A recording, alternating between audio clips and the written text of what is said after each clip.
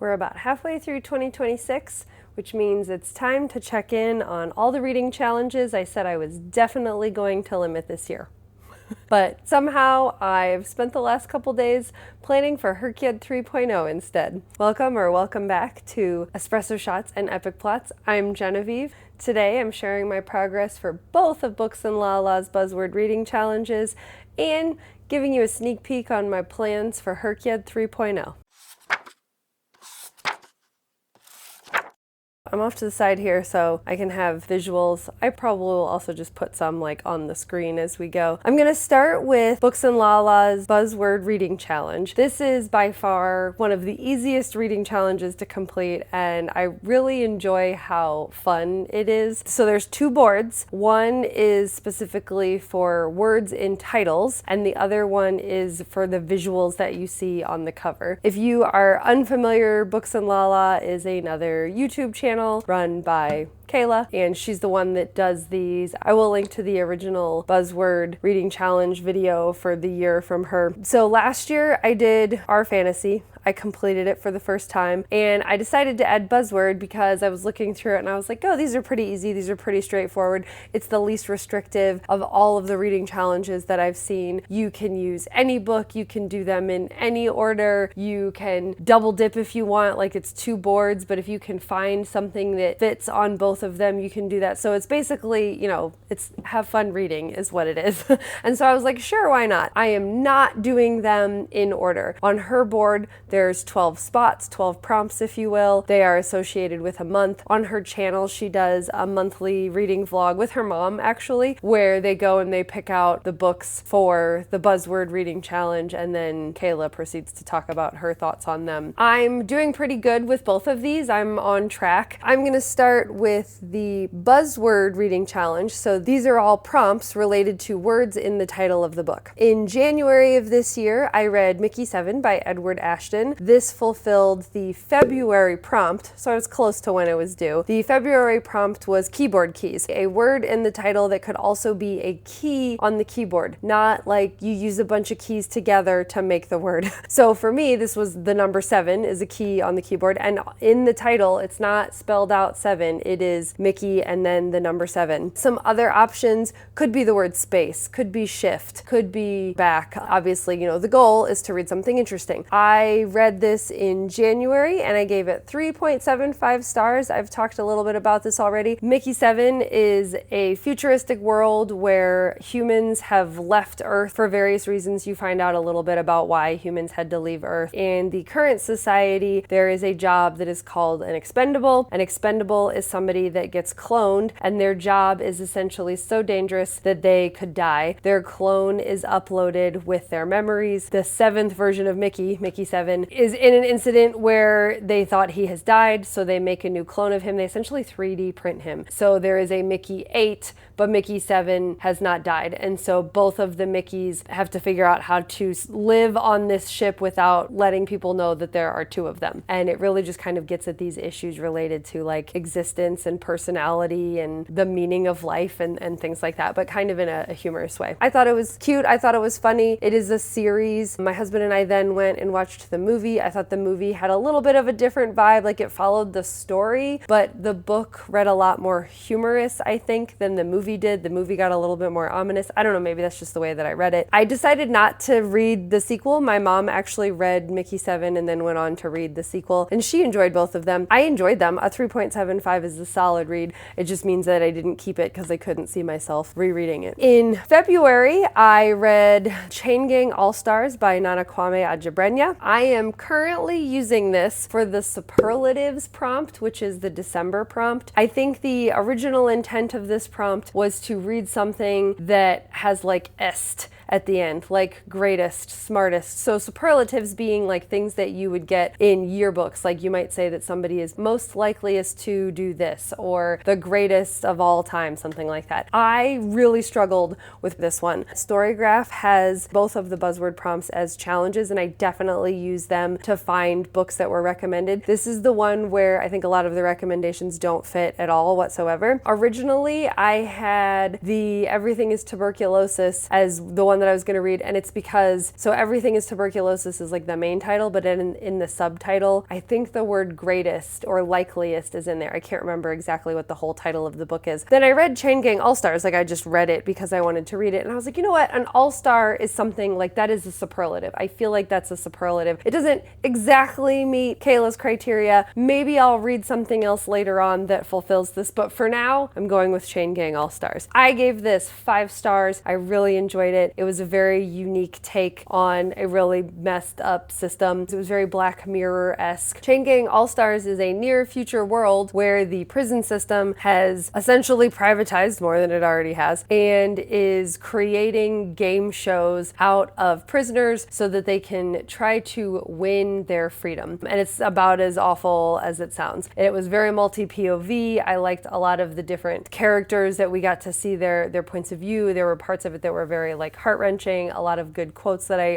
annotated and underlined. Yeah, it was a very like powerful, very, very good read, I thought. In April, I fulfilled the ordinal numbers task with Nona the Ninth, which is the 3rd in the Locked Tomb series by Tamsin Muir. Right now, on my records, I gave this a 4.5 stars. However, as I've been removed from this book, in my head, I kind of get annoyed by it because it was so confusing and I felt like parts of it were unnecessarily confusing. That being said, I enjoy the trilogy as a whole. I also understand it is not done yet. There is another book that we are waiting for, number 4, and I like all of the characters. I'm leaving it at a 4+ stars because this is definitely a series that once you are done reading, you need to pick up and read it again to kind of make sense of everything. So the trilogy starts out with Gideon the Ninth, which I loved and I would reread immediately. And honestly, you could probably read that one as like a standalone and stop there if you wanted. It is a world full of various planets that are all run by or in charge of different forms of necromancy. And in the first book, a necromancer who is kind of like royalty, and essentially their knight, but that's not the word they use. I can't remember the word they use right now. Their protected fighter goes with them to planet number 1. They are each named after the planet. And they are trying to solve these puzzles to essentially move up in the knighthood and become what's called a lictor,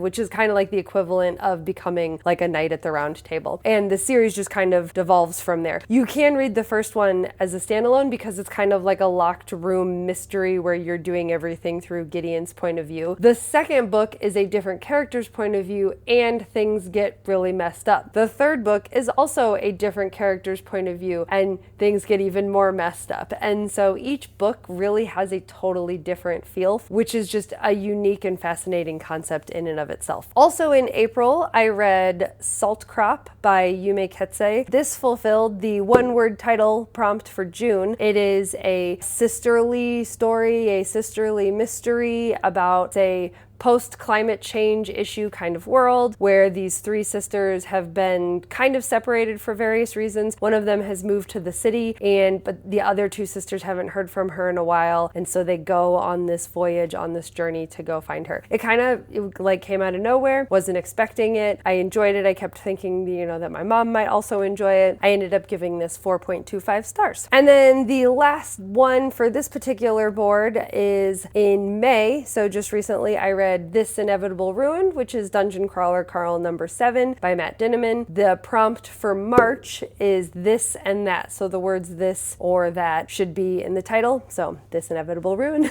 is what I read. And this was not my favorite Dungeon Crawler Carl. I ended up giving it 4 stars. It involved a lot of like battle and strategy, which is not my favorite type of read, but I read it for the characters. I read it for the humor. I ended up landing on a 4 stars for this one. So I'm a little behind on this one. We're halfway through the year and I've only fulfilled 5 of the prompts, but I'm not worried. Other ones that I have lined up, the January prompt, this is the one I kind of struggled with the most for. You have to find a title that is either before or after. Right now, I'm leaning towards Aftertaste. How do I do this without my ring light getting on it? Aftertaste by Daria Lavelle. This was one that just sounded really interesting to me. I put it on one of my mom's spring TBR games and she did read it, and and I want to read it too. I like when we read books together. So this is my current contender unless I find something else. It's also a library book, so I probably need to read it and return it soon. May is another one that I'm kind of worried about. The May prompt is that the word may, maker, made, things like that need to be in the title. A book that I own is Boy of Chaotic Making. This is by Charlie N. Holmberg. This is actually the third in a trilogy. I have read the first book in the trilogy. I have not yet read the second book. So to get to this one, there's another book that I would need to read. So that's why I'm a little worried about this one. My backup option, at least on my list right now, is a holiday seasonal book called Make the Season Bright by Ashley Herring Blake. This is, I believe, a sapphic holiday romance. I figure right around December.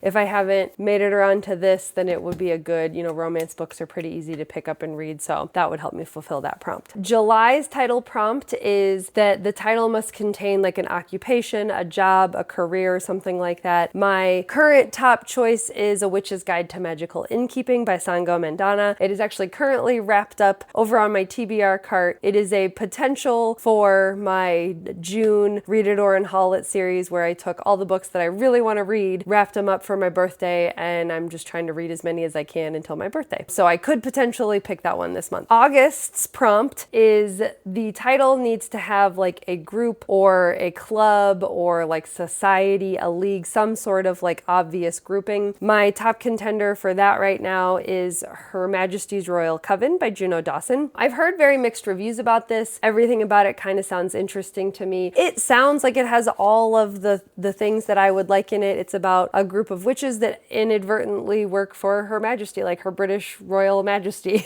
I know it is a series, but again, I've heard mixed reviews about it, but I'm definitely going to give it a try. This is a good excuse to give it a try. The September prompt is that it contains me, my, or mine in the title. I don't have the physical book, but I have an e-version of How My Neighbor Stole Christmas by Megan Quinn. This is obviously something that I would probably wait until late November or December to read, so that's why I'm not worried about this one right now. Another potential option of something I might read before that, I recently got the Owl Crate edition of This Kingdom Will Not Kill Me. Me is at the end of there. This Kingdom Will Not Kill Me. This is a portal fantasy. I think it's considered a portal fantasy. Basically, a woman ends up in her favorite book series, and she has to use her knowledge of the book series to survive and save the kingdom. And my last two prompts that I need to fulfill are also wrapped up. That would be the October prompt. The title must contain things that could be found in a house, actually in the title, not just in the picture. For this, I have The Library at Hellebore by Cassandra Kah. This is a really short, and I've heard it's very gory too, a very short horror fantasy book about a magical school where this girl ends up and she thinks she's going there to figure out,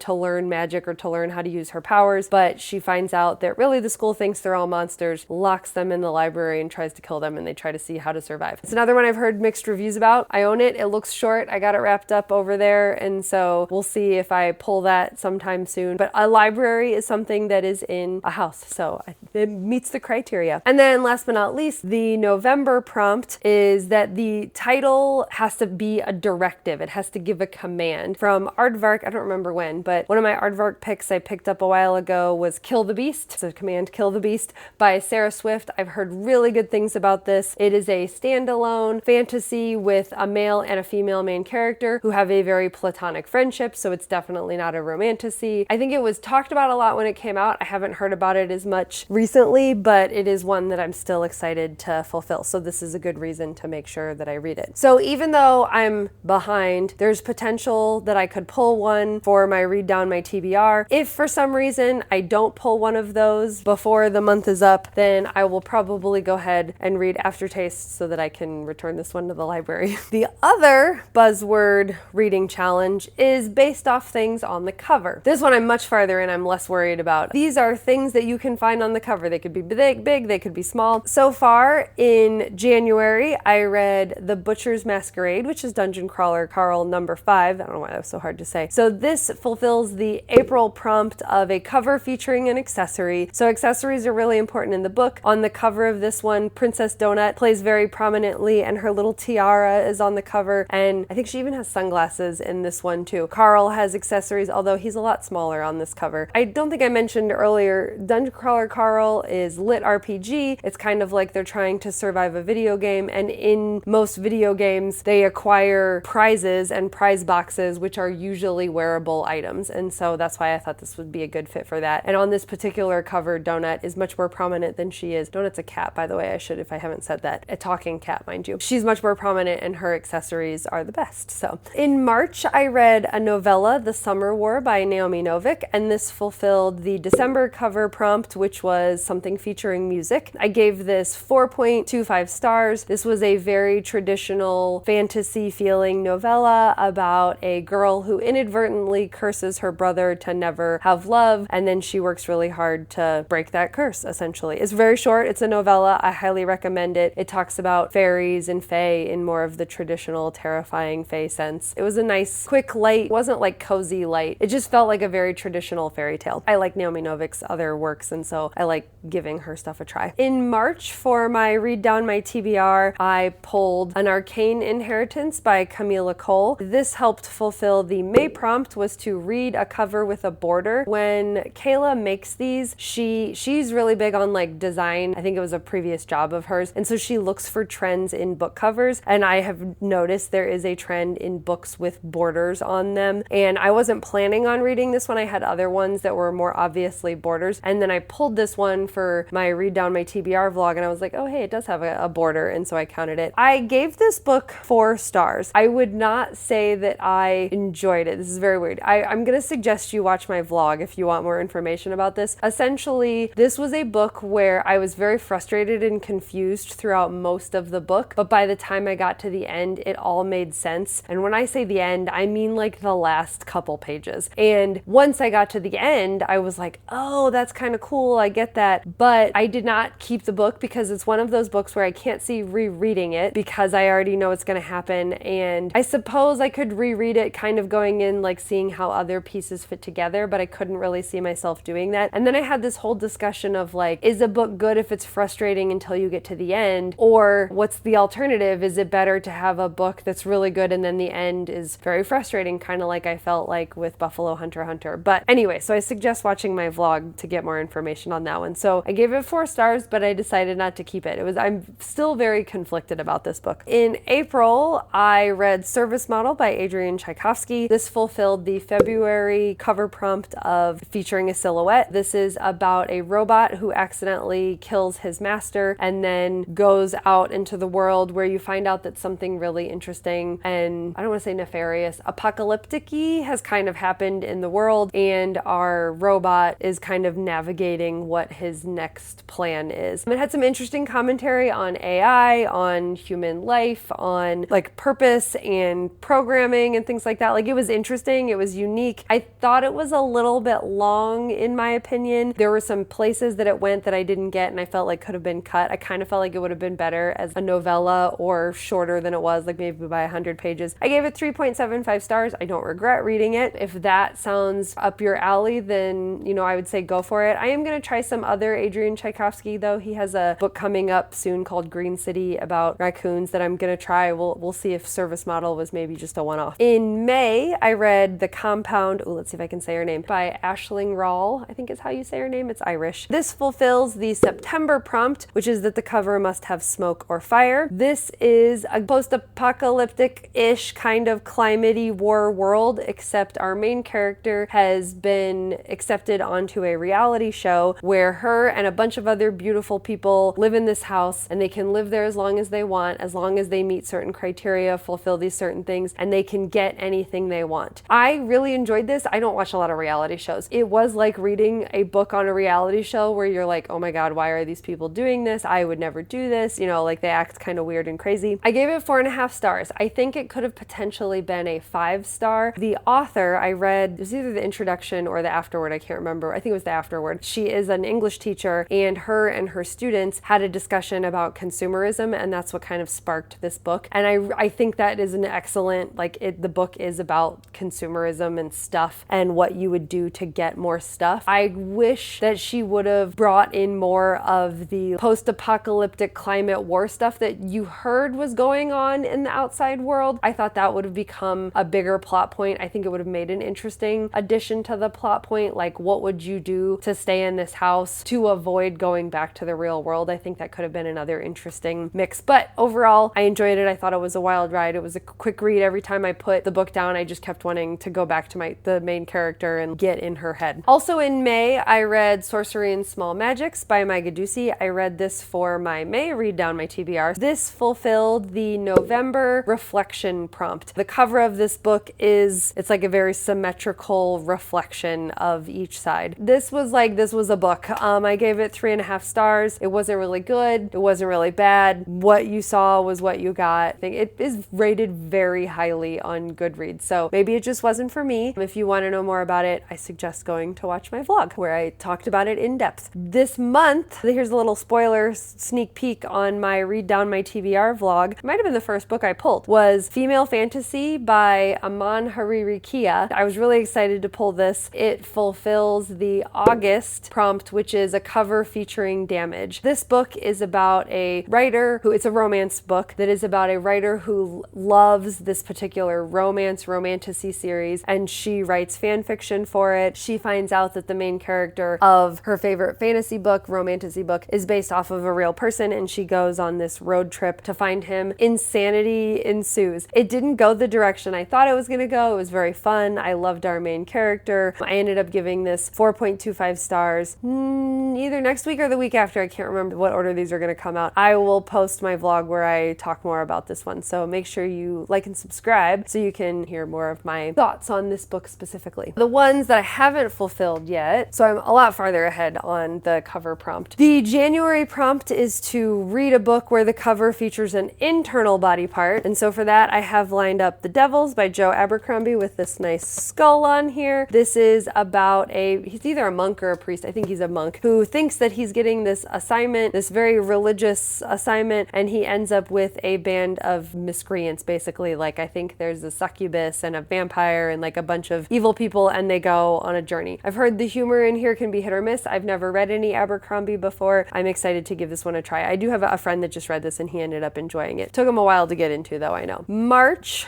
is read a book with a cover that features movement. I actually have a lot of ones for this one. I just have one right here. So my original pick was The Sword of Kaigan by M.L. Wong. I loved Blood Over Brighthaven. This is kind of a chunker though. This is a doozy. I'm a little intimidated by it. It was also originally self-published, so it's this very weird squat size. On the cover, you can see it looks like our older female protagonist in a world where there is fighting and she needs to continue fighting. It's about family. It's about motherhood. This was my original pick for this. I have since purchased The Last Contract of Isako by Fonda Lee, which also features an older protagonist fighter that thinks she's going in for her last contract before she retires, and then it goes a completely different direction. So that's a contender. I also recently bought Yumi and the Nightmare Painter by Brandon Sanderson, which has two people on the cover that are obviously like moving and painting and doing things. I have lots of options for that. Oh, also the latest Dungeon Crawler Carl book is A Parade of Horribles, and my understanding is that the level in this one is a race, and so the cover is Carl and Donut like in a car that looks like it's moving. So that's another option. I kind of think 3 Dungeon Crawler Carl books might be a lot. I don't know.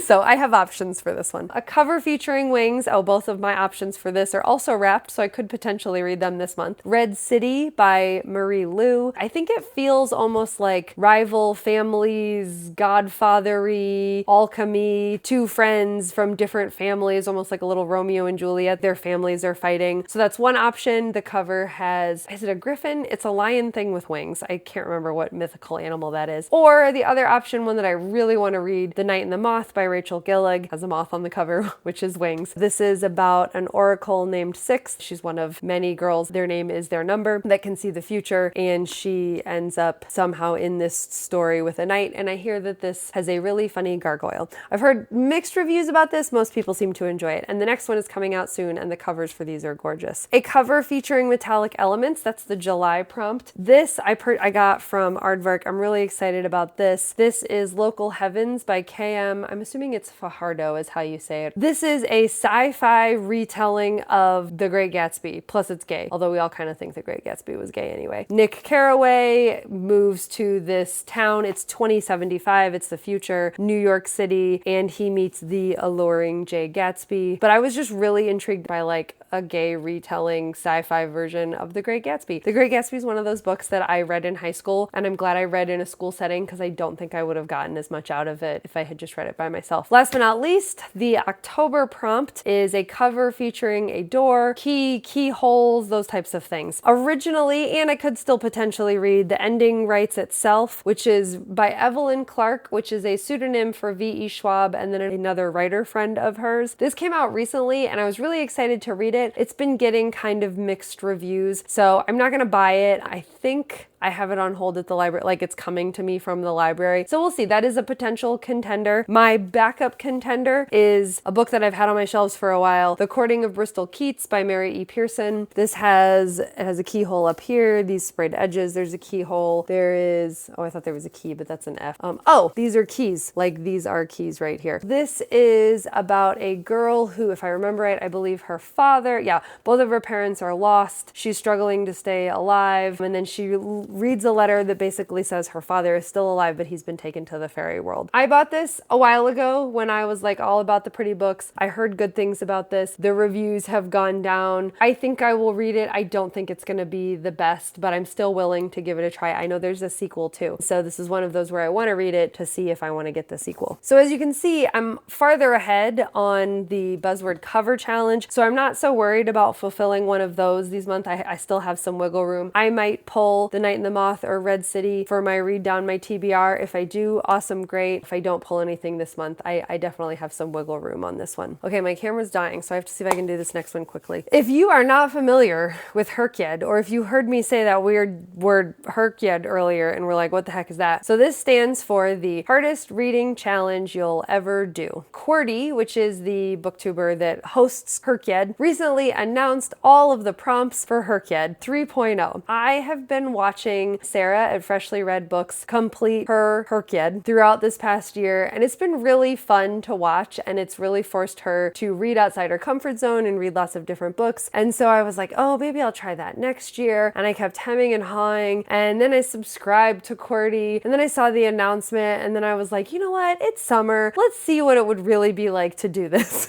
I'll tell you a little bit about it. So HRCYED at first looks like a traditional bingo board, so I'll put it up here. However, if you look closer, many of these prompts require you to read many books. You could technically read 150 books to fulfill this. However, HRCYED does allow you to count one book for 2 prompts. You're allowed to reread something as long as the last time you read it was over 5 years ago. There's no like genre criteria. You can use the same author. In fact, you have to use the same author multiple times for some of them. It's daunting because of the number of books. If you plan it right, instead of doing 150 books, you could feasibly do 75. The stars would really have to align. It's supposed to look intimidating, but when you really get into it, it is kind of a fun way to try to read a bunch of different books, which is what Sarah at Freshly Read Books has done. Okay, so here's why I'm participating, because I was not going to do this. Last year, I tackled Our Fantasy. It was not as difficult as I thought it was going to be, and I've already talked about how easy the Buzzword Reading Challenge is. The Buzzword Reading Challenge, however, did allow me to branch out. You know, I read that female fantasy. I haven't read a romance book in a while. And so, you know, HRCYED is really gonna make me like push myself outside of my